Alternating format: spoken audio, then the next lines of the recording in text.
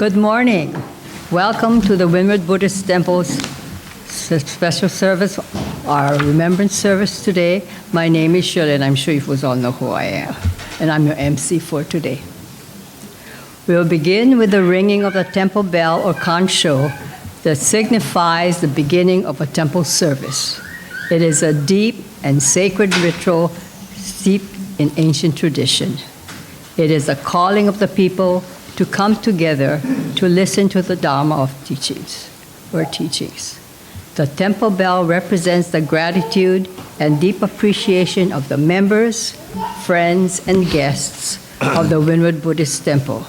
Please sit quietly at your seat.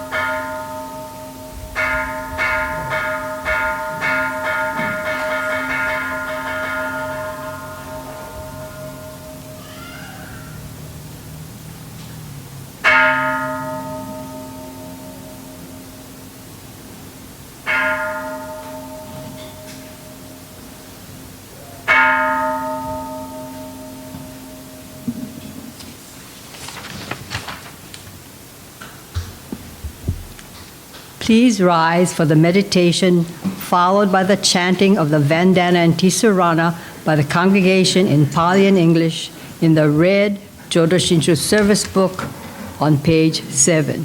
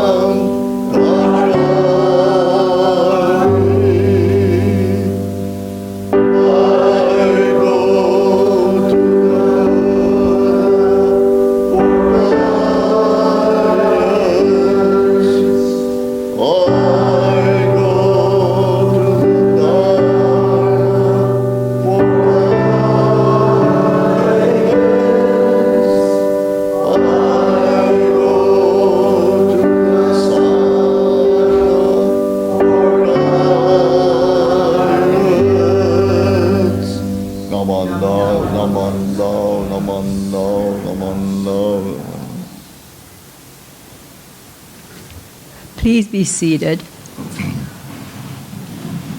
We'll now have the Sambujo by Reverend Dr.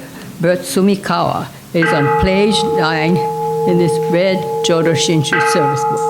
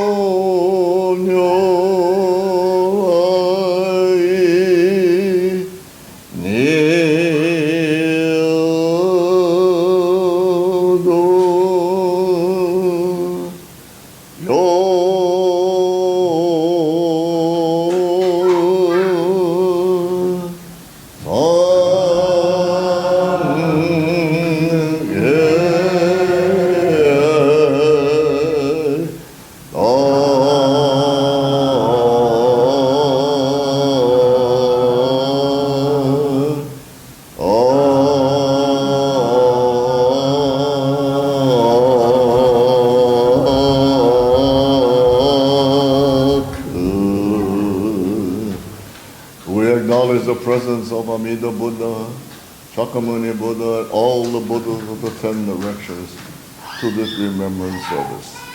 Namo Amida Buddha. Fortunate are we who, upon having heard the divine truth and having been given everlasting life, may leave this human existence in peace and tranquility and be surrounded in Amida's infinite wisdom and inconceivable compassion. We honor with deep gratitude the members, families, friends, and pets of the Windward Buddhist Temple who have passed away in the month of June. With deepest gratitude to the boundless, inconceivable blessings of Amida Buddha, we take eternal refuge in the 3 treasures of this teaching.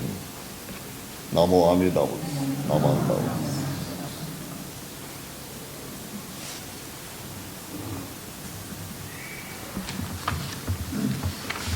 We will now have the remembrance of those individuals and pets who passed away this month of any year. Dr. Bert Sumikawa will hit the gong or daikin several times to start. Then the names of the deceased will be announced. Please go forward just to offer incense.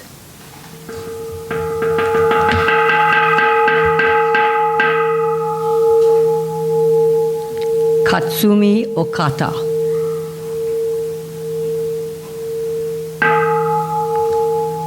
Miyako Ochikubo.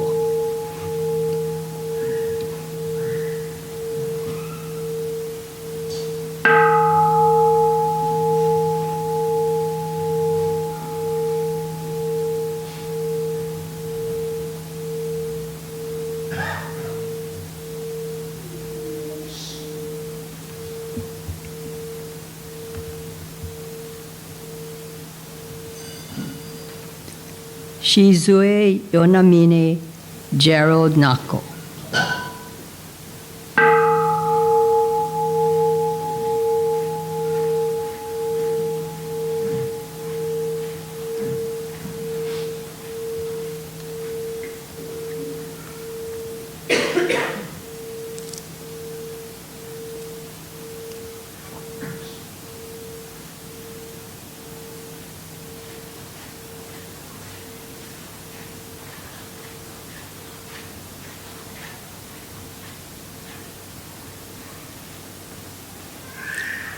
Tsuya Imai Wallace Fujikawa.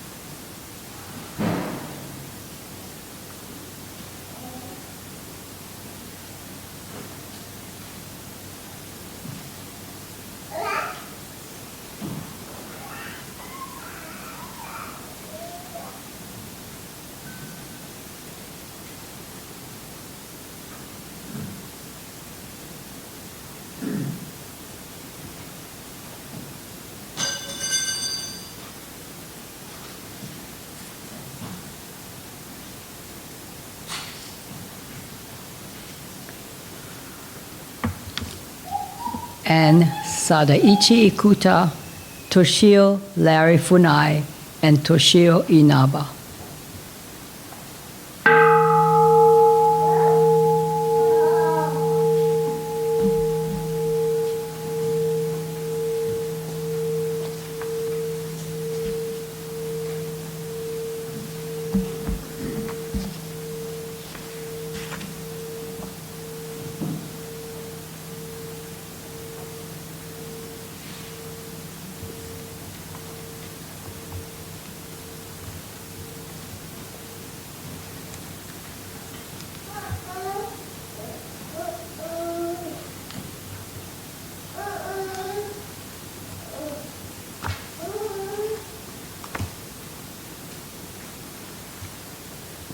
We will now go into the sutra for today, which is 12 homages in the red Jodo Shinshu Service book on page 120.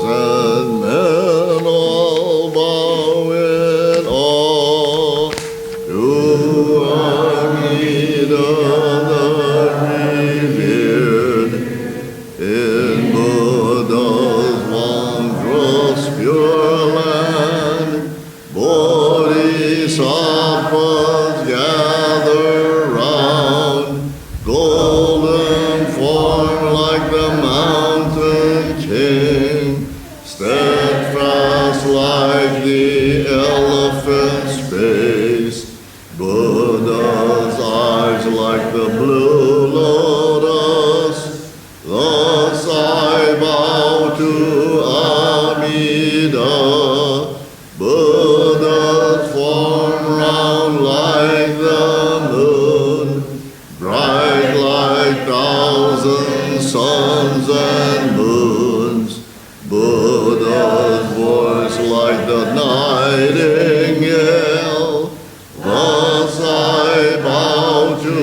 Amida.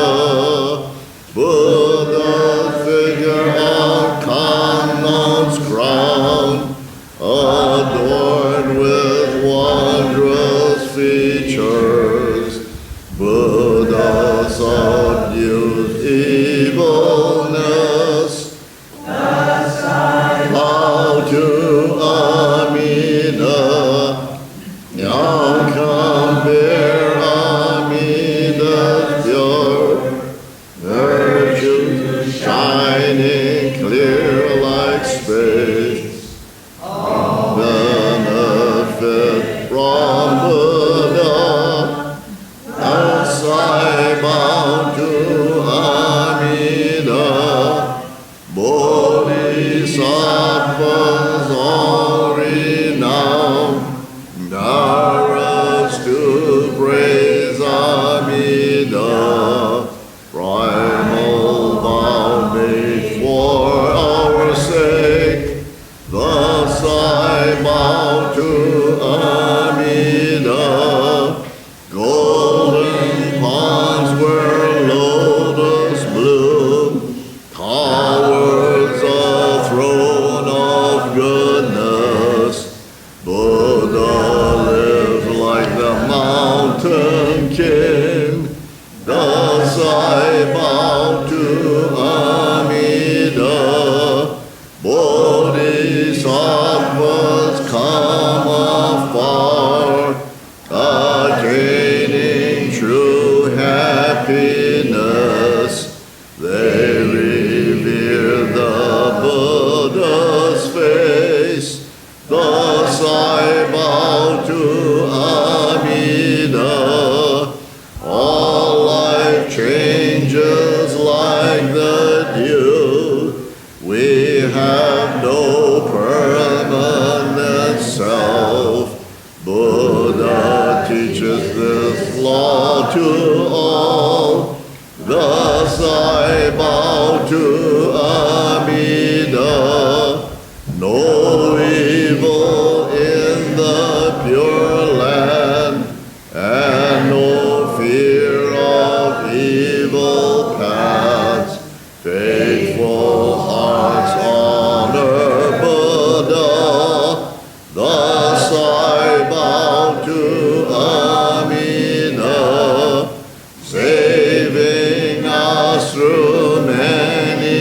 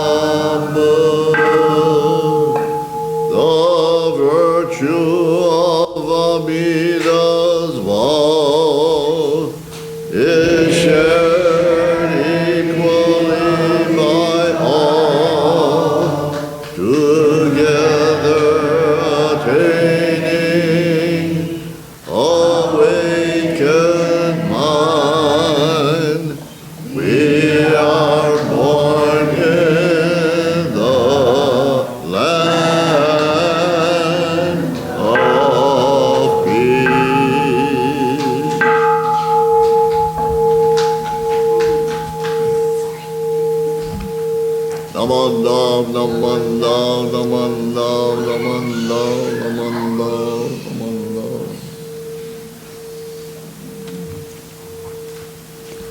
Please rise for the recitation, Homages in the red Jodo Shinshu service book on page 2.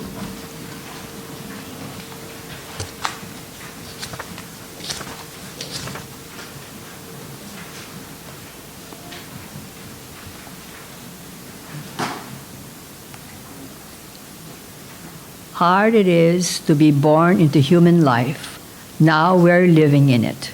Difficult it is to hear the teachings of the Blessed One. Now we hear them. If we do not gain emancipation in this present life, we may not be free from ill-faring in the ocean of birth and death for couples. Let us reverently take refuge in the three treasures. We go to the Buddha for guidance. May we always walk in the way that leads to enlightenment. We go to the Dharma for guidance. May we be submerged in the depth of the teachings and gain wisdom as deep as the ocean. We go to the Sangha for guidance. May we all with one accord live the life of harmony in the spirit of oneness, free from the bondage of selfishness. Even through myriads of kalpas, hard it is to hear such excellent and profound teachings. Now we're able to hear and receive them. Let us try to understand the Tathagata's teaching. Namo Amidava.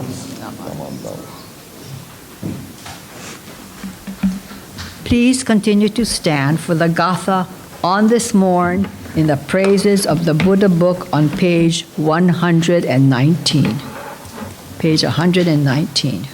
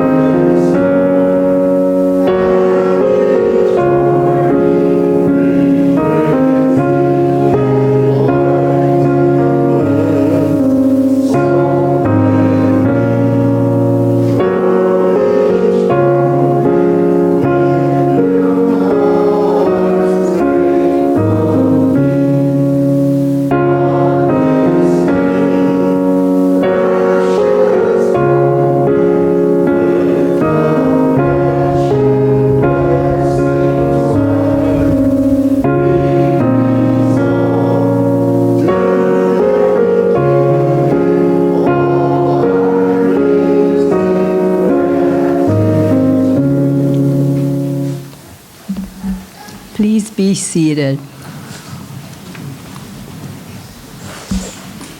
Our Dharma talk will be given by our own Reverend Dr. Bert Sumikawa.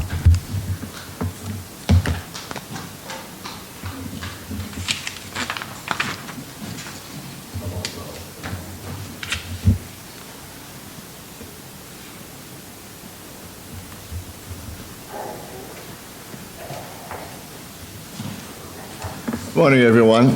Morning. So nice to see all of you here this bright Sunday morning. A long time ago when I used to go to the Betsuing, this is many, many years ago, they used to have this one MC. I think his name was Kohara, and I think he was an architect. And he used to greet each morning, "Oh, what a wonderful, glorious morning it is."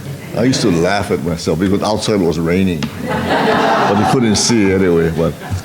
But it's glorious anyway, right? Rain or shine. So anyway, it's good to see each and every one of you at this Windward Buddhist Temple together as a Sangha. It is truly a Sangha. And may I borrow a theme from my alma mater, that we are one team. It's one team Sangha, as I've seen a temple, never seen a temple where virtually all members working together in the propagation of our Jodo Shinshu tradition and teachings, and that everyone is welcome here as well. I observe weekly that even the men are busy in the kitchen washing dishes and cleaning up. Ladies, you have taught them well. I remember in the past when I used to see that during refreshments, all the women used to sit on the Mauka side of the room, and the men were on the Makai side of the room. Why? I guess it's closer to the kitchen. Years ago, when I used to go to temple services as a young child, we used to walk into the temple, and the men would all sit on the left side, and the women would all sit on the right side, if you recall. And I always wanted to sit on the right side with the women, because with my mother. I don't want to sit with my father, because he was too strict. But he said, no, you got to sit on the men's side, you boy. Oh, boy, okay. Anyway, that's the way it is. Back in the old days, and I'm glad it's all over now, right? Now we see everybody sitting together. That's the way it should be. But, one more thing that I need to say is that during Oshoko, during memorial services, and we have family members, like they got boys that, like daughters and sons. If the daughter is the oldest one, and the second one is the son always go first. So I always tell them, this is America. So we do it by birth order. I have to convince my family of that. They're still doing the opposite way, So every year I tell them the same old thing. Anyway. I just wanted to update you also on our meditation sessions on Thursday evenings.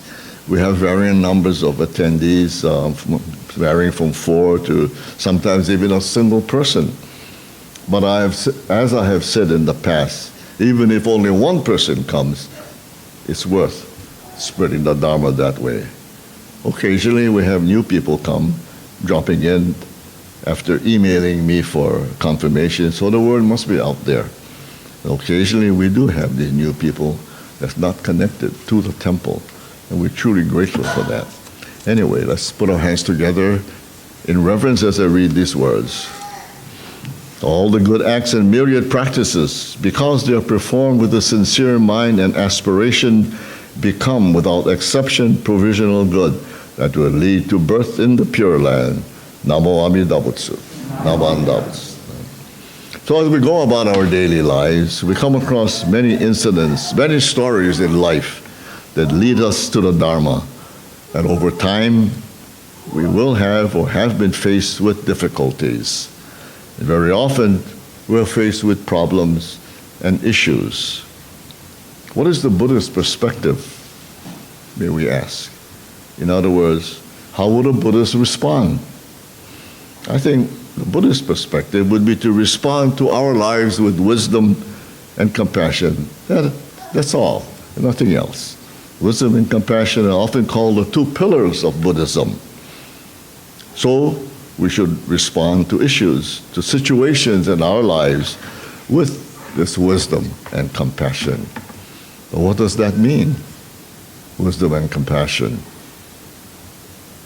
What the Buddha wants us to do in responding to difficult situations in our lives is to respond with caring and understanding. That's wisdom and compassion, I believe. The Dalai Lama was asked the question, what is your religion? What is Buddhism? He responded like this, my religion is kindness. Isn't that simple? That my religion is kindness? Buddhism is kindness.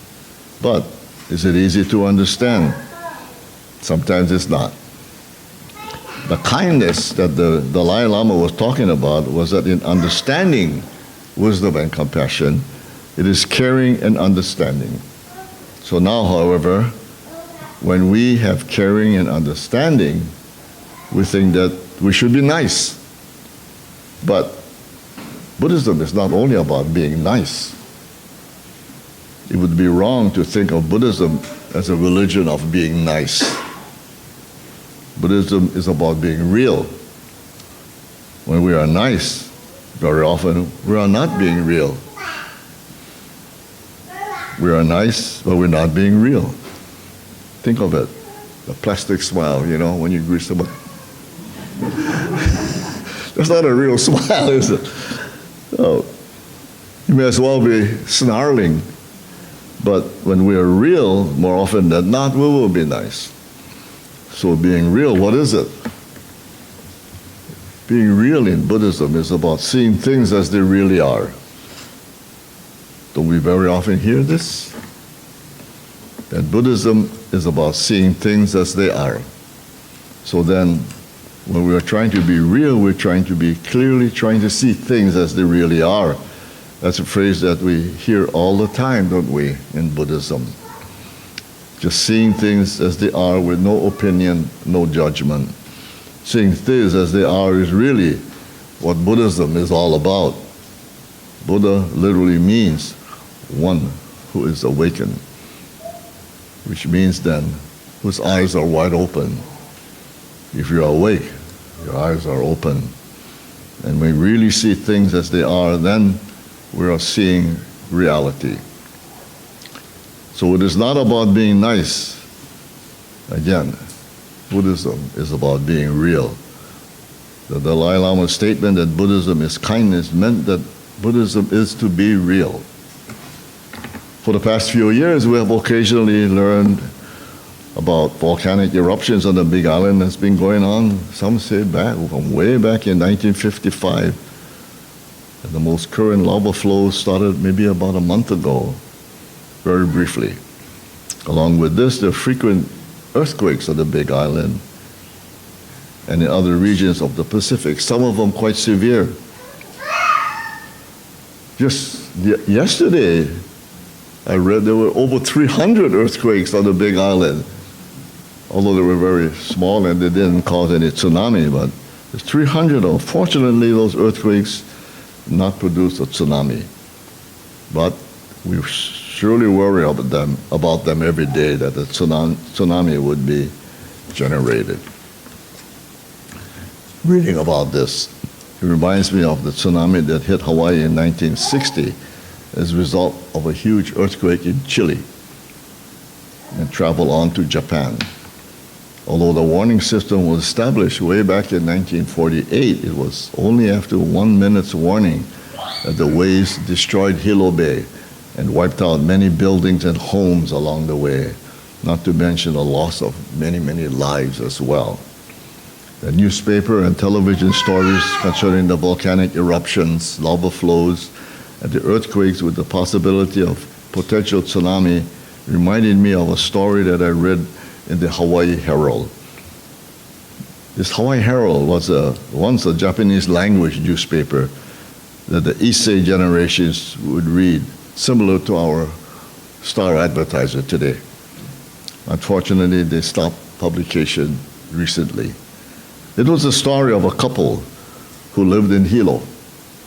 A friend of this couple saw them one day walking along a major thoroughfare in Hilo near the Hongwanji Hilo Betsuing. The lady was a thin woman who stood no more than 5 feet tall and weighed only about 90 pounds. She was holding her husband's hand and leading him as he walked slowly and haltingly down the road, his right hand curled to his side. The husband had been a carpenter, and the parents of this friend were good friends, as both of their families came from the same prefecture in Japan. When this friend was young, he used to go over to their home to play with his family's 2 daughters, who were a bit older than he was. The husband was a very nice person, treating him like a son that he never had, playing with him and even helped him to make and to fly a kite. He would be very encouraging to this boy, patiently teaching this young boy to fly this kite. However, as nice as this man was to this boy, there was another side to this person. And this dark side made this boy afraid of him. When he drank, he became a monster who would lose his sense of right and wrong. He would abuse his wife and hurl nails at her that she had stored in the closet and call her names like baka. Baka in Japanese means you fool. And would continue this barrage of foul language in Japanese. His daughters would attempt to intervene, shouting, "Otosan, yamete." Father, will you please stop it? On really bad days, this 200-plus pound carpenter would hit her in the face. Their neighbors would very often hear his shouting and his wife's painful cries. But in those days, no one called the police and no one intruded. For reasons both cultural and economical, many women in those days did not divorce, even if they suffered much physical and mental issues and abuses.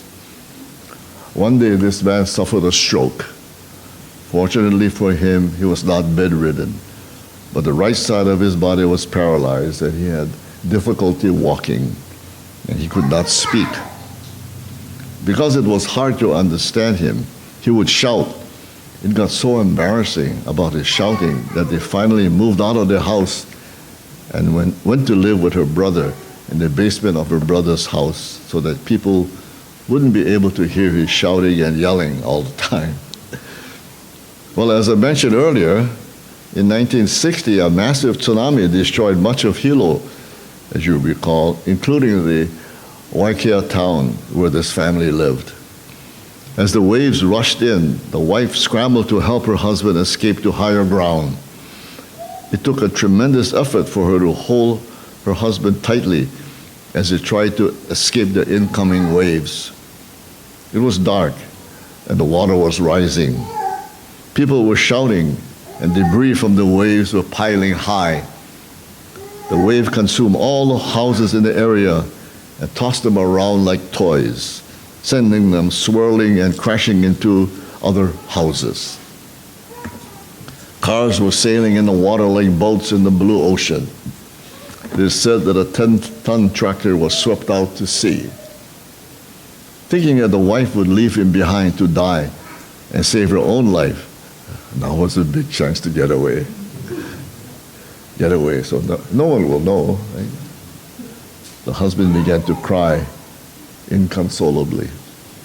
But she managed, carrying her husband on piggyback, and eventually had to drag him out of the rising water to safety. She would not let go of her husband. She herself could have drowned that day, but she chose to save her husband. After this, he never again shouted at her or said a harsh word to her. As he grew older, he had to rely on her more and more to do things for him. Why did she save him that day in 1960?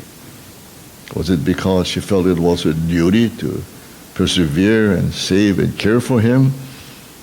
Or was it love? We'll never know.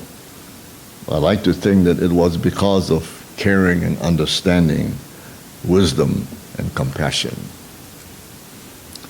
In the magazine Shambhala Sun, in the article "Life is Tough," there was a Zen master called Bird's Nest Roshi because he meditated in an eagle's nest at the top of a tree.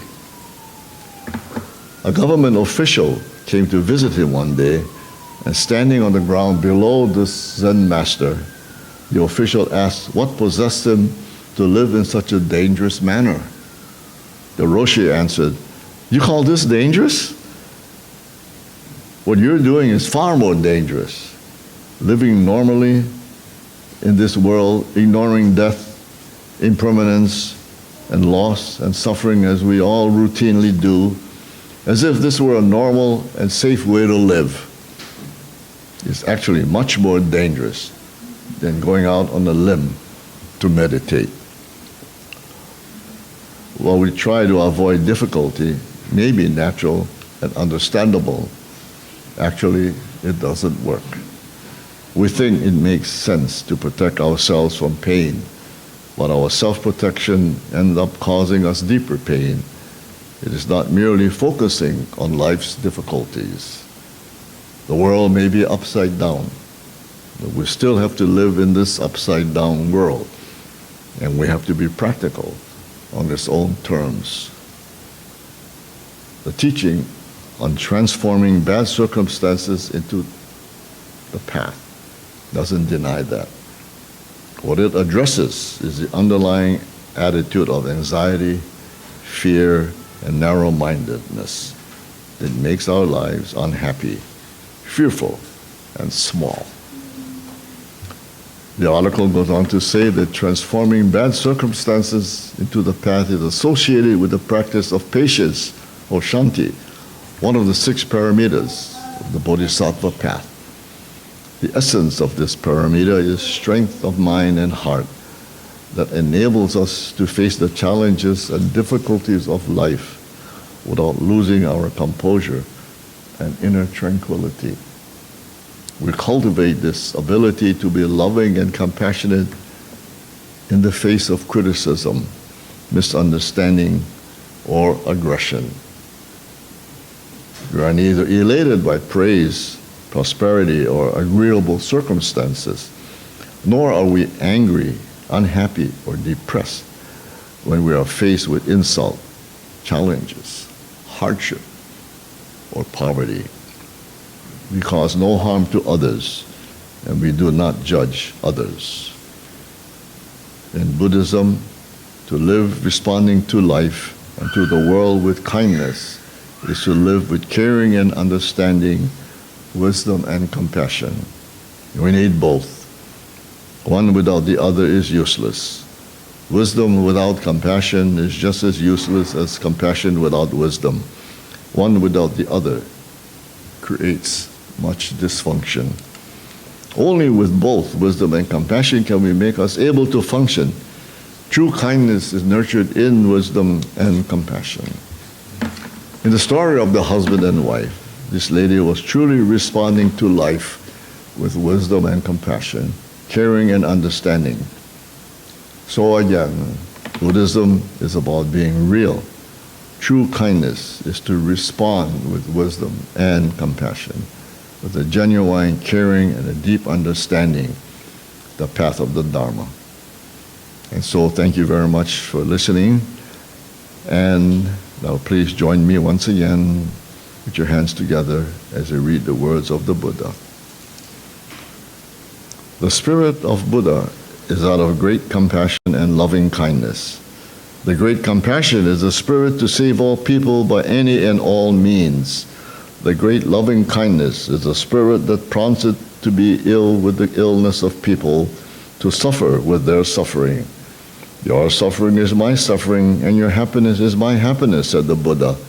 And just as a mother always loves her child, she does not forget that spirit for even a single moment, for it is the nature of Buddhahood to be compassionate. Namo Amida Butsu. Namandas. Thank you very much. Have a great day, a great week, great life.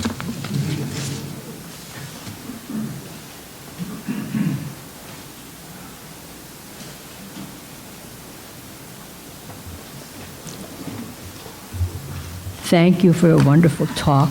Remember wisdom and compassion, to see things as they really are and try to understand people and help them out, okay? Would you please now rise for the Gatha, Flying Free, in the purple supplementary service book?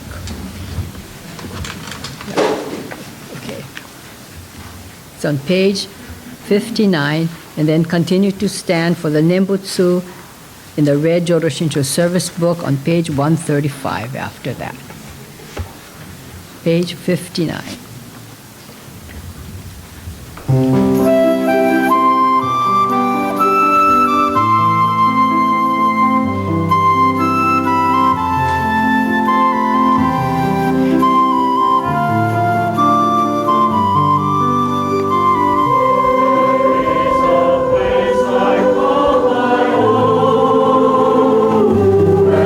I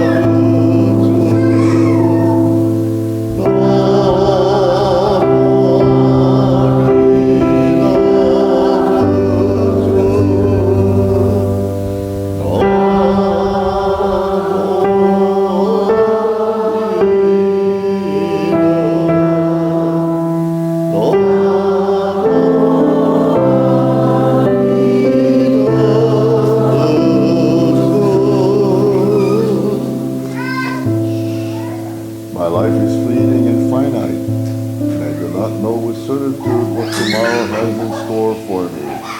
But in the transitory boundaries of my existence is the timeless flow of Amida's life. In the finite sound of my Nembutsu is Amida's voice of compassion tirelessly calling me. Like a small stream that enters the mighty current of the great river, so does my insignificant life in the Nembutsu join the majestic flow of Amida's infinite life. Namo Amida Butsu. Namo Amida Butsu.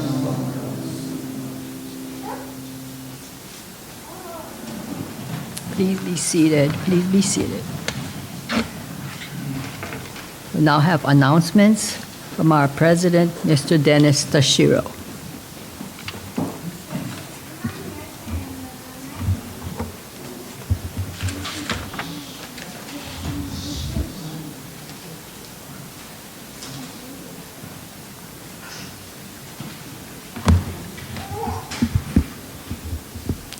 Good morning, everybody. I'm supposed to call Merle first, but I don't see her. There she is.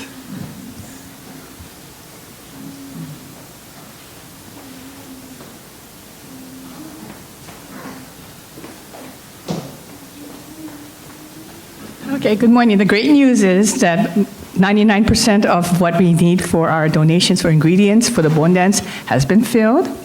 The other news is that we certainly still need manpower and help. I'm looking for manpower for Friday afternoon when we have to string the meat and do some, prep work ahead of time. Also Saturday afternoon, about from 1, we'll be doing the spam musubi, so if you can help. And I think Joy and I will be also making the chili mix and things. So if you can help on Friday afternoon or Saturday afternoon, please come and see me. Of course, we still would like help in the booth. I have a good number of people helping, but we can always use more people because then we can actually do 2 shifts. If not, everybody's going to stay to the end. And we do need, more manpower in the booth as well. So if you're able to help in any of those places, let me know. I know Alan is looking for commitments for people to help him put up the Yagura next Saturday, 8 o'clock in the morning, and also the morning of Bon Dance, help in decorating the Yagura and flowers. He's looking for fresh flowers, hardy flowers, red ginger, plumeria, vanda, orchids, or whatever you have. Please see Alan and let him know that you have some greens or flowers that you can bring so he knows what to expect, And like I say, he just needs the muscle, the manpower to lift and carry the lumber when they put together the music stand and when they take it down as well. On Sunday after Bon Dance, 8 o'clock, they're here bright and early because they're going to take the music stand down, so they need also manpower there. So Alan has a lot on his plate, so if you can help or anybody can help, please go up to Alan and let him know that you'll be there for him. Thank you.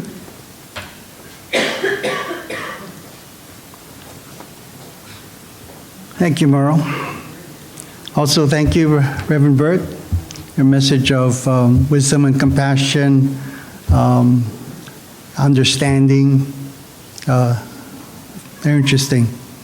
And of course, having grown up on the Big Island, when you bring up about the tsunami, especially in 1960, it was in the wrong way of memorable. Yeah, it was a sad time. Thank you also, Reverend Barbara, for being part of the service. Thank you, Shirley, for being our MC. Thank you, Jerry, for being our greeter. Thank you, Lisa, for playing the piano. Jan, for ringing the Kansho. And of course, Ryan, good to see you back doing the recording. I don't think we really have guests, but it's kind of like a homecoming when we see Suzanne Yanagisawa. Stand up. Yeah, we haven't seen Susie for some time, so it's always nice to see you. Also, there's a Fujikawa kind of gathering here. Yeah. Boy, I see some strong guys to help with the Yagura. Yeah, son Reynolds with Lisa's husband, with, of course, Wyatt and Emma, and Carl. Good to see you guys. Did I miss any other families here? But nice to see everybody. Oh, not to mention my sisters, but they're always here. Okay, next Sunday, July 7, will be our Obon service with our guest minister, Reverend Jeffrey Soga of Waipahu, Hongwanji. Obon is an event described as a joyful gathering to pay respect and express gratitude to ancestors and departed loved ones, and to feel the joy of living in accordance with the Buddha Dharma. This service also for people observing Hatsubon, which is the first memorial for people who have passed away since the last Obon. For those who are observing Hatsubon, please contact either Reverend Barbara or Reverend Bert and make special arrangements for that day. On the following Sunday, July 14, as Merle said, that's the morning after Bon Dance. There will be no Sunday service. You can come anyway, help take down the Yagoda and clean up, but whatever help you can provide would be greatly appreciated. The last Sunday this month, July 28, will be the last Sunday service this summer at Windward Buddhist Temple. And in August, there is no service, so you all can take your vacations. July 28 will also be the last service for Reverend Barbara. Please be here so we can all thank her for being our minister for almost 2 years now, and wish her the best for the future. Our next minister will be Reverend Saul Kalu. Reverend Saul is originally from the Philippines, but he's served many years as a nurse and became a minister, a fully ordained Kyoshi minister in 2010. Most recently, he was working at currently he's working at the headquarters, and he's also assisting Mililani Hongwanji. So August 1st, again, is his official start date. Oh, interesting. You can read his bio in this newsletter that you should have received already. But he likes languages. He speaks Japanese, enjoys writing kanji, and in other interests including snorkeling, martial arts, science, and travel. Very interesting. Okay, just a reminder again about the annual, 50th annual Buddhist Study Center summer session. That'll be on from Monday, August 5th to Friday, August 9th, from 6 to 8 p.m. Again, look for more information on our bulletin board. The sign-up deadline is July 31st.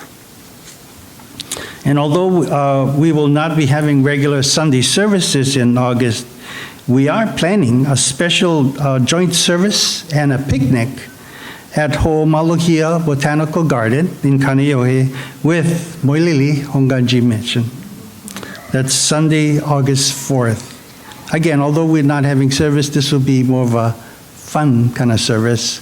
It will have a short service and followed by like icebreakers, some games, and bento lunches will be provided, and we'll have drinks available. Shucks. I'll have a sign-up sheet available next week, but kind of keep your date open for August 4th. The 61st Annual Lay Convention will be held following the triple celebration on Sunday, August 18. The Lay Association that is putting this on, it's an organization of all lay temple members from across the state. And every year we have this annual convention. This year is, because of the triple celebration, it's going to be a kind of an abbreviated convention. I'll have the information on the bulletin board.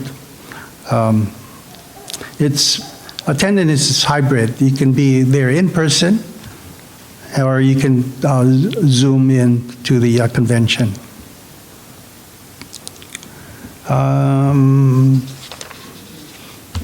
That's it. Otherwise, after the summer break, the first service will be, the first Sunday is actually September 1st. So, any other announcements? Okay, then I guess it's time for refreshments.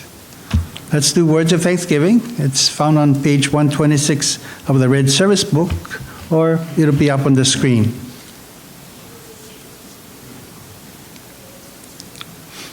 We are truly grateful for this wonderful food, a gift of life. May we share its benefits with all beings. As we partake of this food, let us remember Amida Buddha's compassion, which surrounds all people and all forms of life. Namo Amida Butsu. Itadakimasu. Thank you.